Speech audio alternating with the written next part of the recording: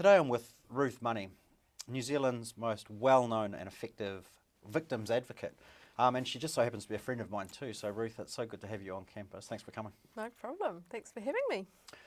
Now, it's safe to say we don't always agree, but you do have a special place for me really, and that's because you have fundamentally, in so many ways, changed how I view criminal justice, and that is just to have an eye for victims. Which sounds so elementary, but we don't often do that, do we? No, but I'm glad that I'm always there on your shoulder reminding you of that now.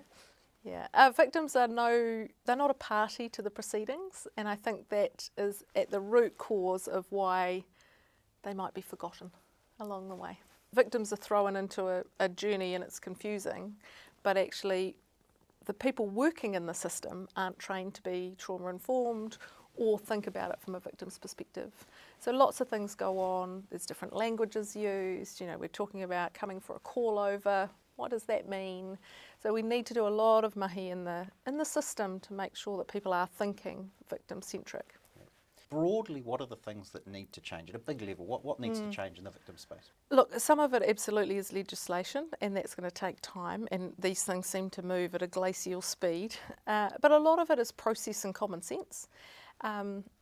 A lot of it comes down to funding. So if you look at the current budget, for every $100 that goes into the justice system, 50 cents is ring-fenced for victims. So it's no wonder when you think about that victims, I think it's no surprise, say we need more resources, we need more support, and they view it as it not being balanced or fair. And 50 cents out of $100 isn't balanced or fair. But there are little things like being able to have your advocate or your support person sit close to you in court. Now, at the moment I have to be a warm wall. I have to be behind you, you can't see me, I can't reach out and just make sure you're okay. So there is procedure, and then there's obviously legislation that needs to change. So yeah, funding and giving ourselves more resources, little procedure things like introducing some more humanity, little basic things about communication and what's going to happen to you. Speaking in plain language. Don't talk to me in your jargon. We often talk about victims in sort of a special category, and I think the view that we have of victims can sometimes be a bit misleading. We know from the statistics that actually a victim of crime in New Zealand looks almost identical to offenders of crime in New Zealand. What's this idea that we've got sort of victims and offenders? Is that a bit problematic? Yeah, 100% it's problematic. I work with a number of survivors who have been abused.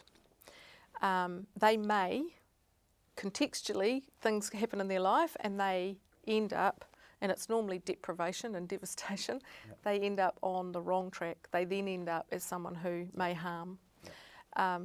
Many of them don't.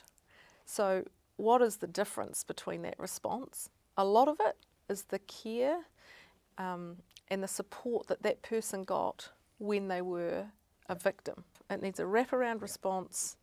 It needs a person or a team of people getting them back on track, or absolutely that's a pathway into the justice system. Is there anything that you can think of that we could do right now, if you were in charge, that we could do right now that would just make the lot of victims that much easier going through the process? Everything comes down to money, but if there was more money, I would train everybody in the system with trauma-informed training so that they understand the journey of a victim, police all the way through, judges, so that everything that we do and say takes care of the humanity of that person, and not just that person but their whānau. Yep. When you ask victims, do they feel that they had enough information and support? 79% of them say no. Yeah. So 80% of victims say, I didn't have any information or enough information, and I didn't have enough support. This whole subject can get quite heavy, can't it? But if we can, if you just indulge me, are you a cat or a dog person? Cat. We can agree on that too. Hey, listen, thank you so much for coming in, Ruth. It's always great to see you. Awesome. Cheers.